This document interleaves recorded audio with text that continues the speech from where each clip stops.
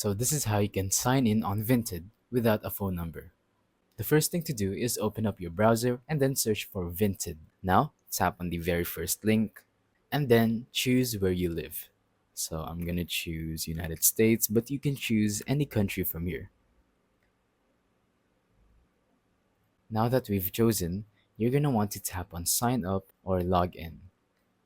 Simply do that and then continue with Google. So you're gonna want to enter in your email and then the password after your email, and then you will be finally logged in without the use of a phone number. It's actually really simple. Now I'm gonna do it again just so if you're confused or anything. All you have to do is go to the Vinted website and then simply tap on this button that says sign up or log in, and then tap on continue with Google. It can be even continue with Apple or Facebook, but most people prefer Google. So simply tap on that and then type in your email or your Gmail and then your password, and you're good to go.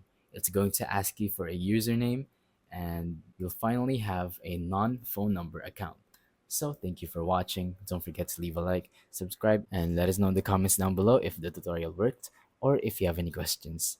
Thank you and goodbye.